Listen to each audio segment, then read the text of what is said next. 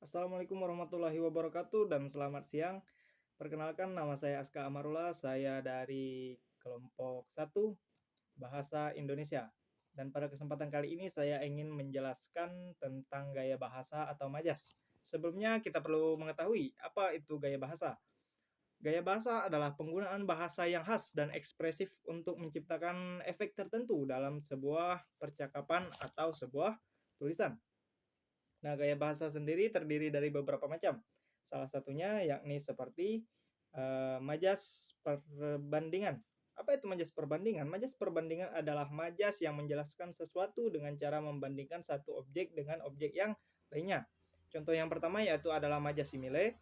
Majas simile adalah majas yang memiliki arti bagaikan atau seperti. Contohnya sikapnya dingin seperti es.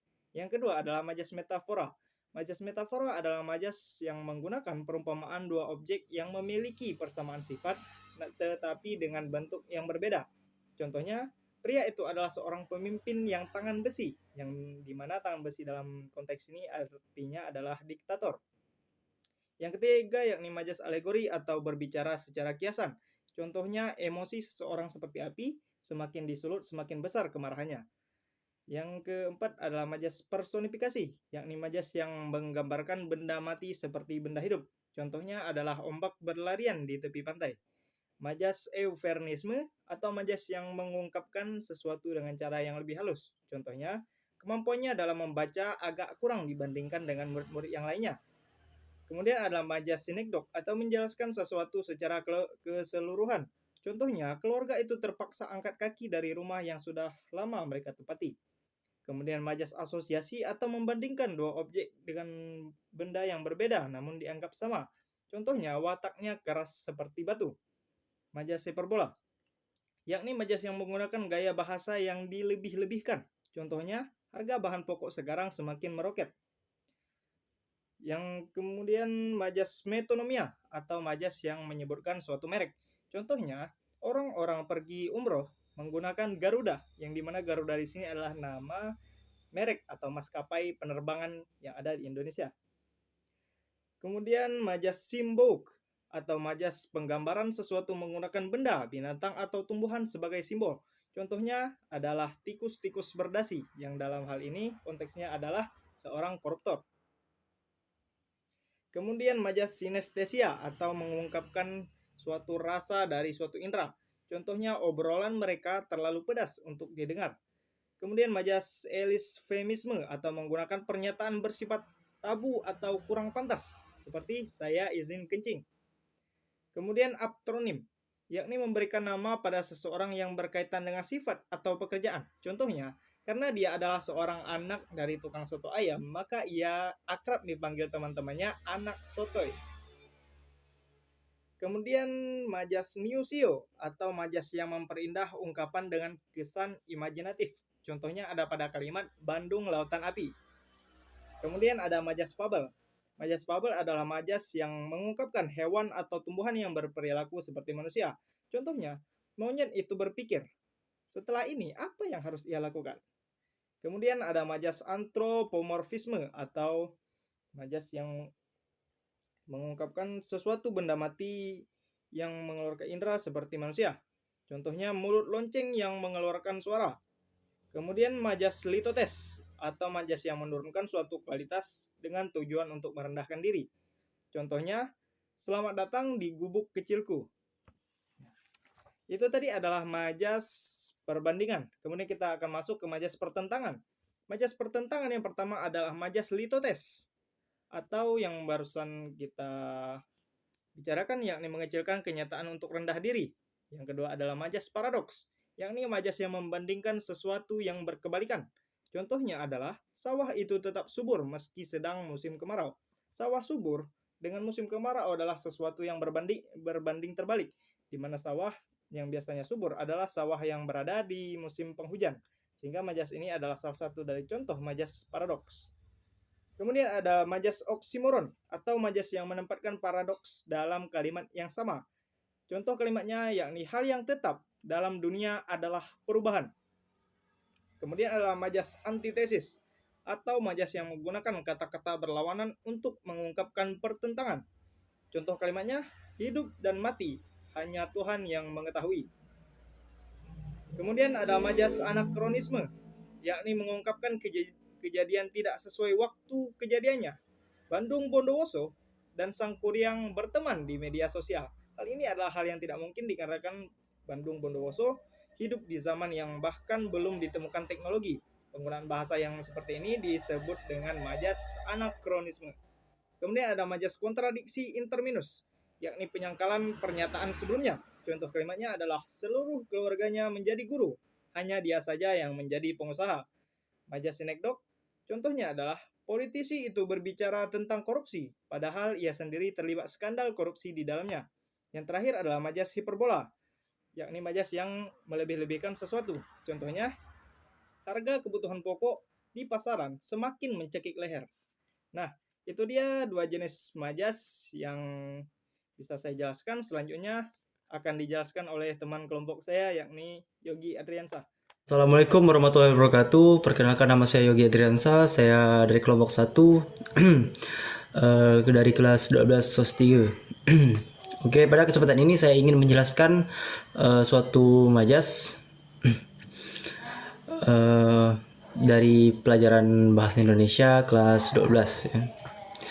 Oke, pertama-tama saya ingin menjelaskan majas pertautan. Majas ini terdiri dari 9 jenis. Oke. Majas pertautan adalah majas yang menggunakan kata kiasan yang maknanya bertautan dengan hal sedang disampaikan seperti gagasan atau ide. Oke, yang pertama itu ya majas smile atau majas simile. Majas ini ada memiliki contoh, yaitu contohnya adalah wajahnya pucat seperti kertas putih. Oke, yang kedua yaitu majas metafora. Contohnya adalah hatinya adalah kuna kebahagiaanku. Oke, yang ketiga yaitu majas personifikasi. Majas ini memberikan sifat-sifat manusia kepada benda mati atau konsep abstrak. Contohnya yaitu dia mengikuti jejak-jejak mimpinya dengan tekad. Oke. Yang keempat yaitu ada majas hipalase. Majas ini menggantikan satu kata atau frasa dengan kata atau frasa lain yang erat kaitannya. Oke, yang kelima yaitu adalah majas hiperbola. Majas hiperbola ini contohnya yaitu rasa laparnya seperti 1000 serigala yang menerkam. Yang keenam yaitu majas iupsi. Contohnya yaitu dia berbicara, saya diam. Oke. Yang ketujuh yaitu majas antitetis, yaitu contohnya dia menari dengan keanggunan harimau. Yang ke-8 adalah majas kumaks. Contohnya dia tertawa, terbang dan menyentuh bintang. Oke. Yang terakhir yaitu yang ke-9 yaitu majas ironi. Contohnya yaitu Wan cepat banget datangnya, sampai-sampai aku jamuran. Oke. Yang kedua atau poin yang kedua yaitu majas perulangan. Majas perulangan terdiri dari 5 jenis dan contohnya. Majas ini adalah cara-cara menuliskan suatu keadaan dengan cara mengulang-ulang kata atau frase atau suatu maksud. Yang pertama yaitu majas anafnora. Majas ini contohnya yaitu aku mencintaimu, aku mencintaimu, aku mencintaimu selamanya. Oke, yang kedua yaitu everfuga, yaitu contohnya cinta itu adalah pengorbanan.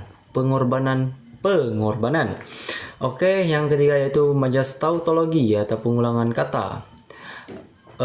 Contohnya yaitu dia benar-benar setuju, aku sangat tidak setuju. Oke, nomor 4 yaitu kepertation atau pengulangan kata atau frase dalam suatu kalimat. Contohnya dia menangis, menangis hingga lelah. Oke, yang terakhir yaitu majas kelima, yaitu majas paralelisme. Contohnya dia pergi ke pasar dan membeli sayur dan buah. Oke. Kita masuk ke poin nomor 3, yaitu majas sindiran. Ada 5 jenis dan 5 contohnya. Yang pertama, sebelum kita masuk yang pertama, kita perlu menjelaskan pengertian dari majas sindiran. Majas sindiran merupakan majas yang memberikan ungkapan dengan cara menyembunyikan fakta dan mengatakan hal yang sebaliknya. Oke, nomor 1 yaitu majas ironi. Majas ironi bertentangan dengan makna sesungguhnya. Contohnya, rapormu bagus ya, nilainya merah semua. Oke. Nomor 2 yaitu majas sinisme. Majas sinisme ini menyindir secara terang-terangan, secara langsung maksudnya ya. Contohnya, perbuatannya bagus, perbuatannya memalukan satu kota. Oke. Nomor 3 yaitu majas sarkasme, menggunakan kata-kata sarkas yang kasar dan keras. Oke, contohnya yaitu mulutmu memang setajam pisau. Dan dari dulu. Oke, yang keempat yaitu majas sandri, mengejek, mengkritik, atau mentertawanan suatu gagasan, kebiasaan, atau ideologi. Oke, contohnya yaitu kamu seperti kurang jalan, makanya kamu takut sekali ya, gitu. Oke. Yang kelima yaitu majas inedo. Majas ini mengecilkan suatu fakta. Contohnya, obat ini sedikit pahit. Oke. Oke, begitu saja penjelasan tentang 3 poin majas yang saya bacakan tadi. Selebih dan kurangnya saya mohon maaf. Saya akhiri, wabillahi taufiq wal hidayah. Wassalamualaikum warahmatullahi wabarakatuh. Salam Semansa.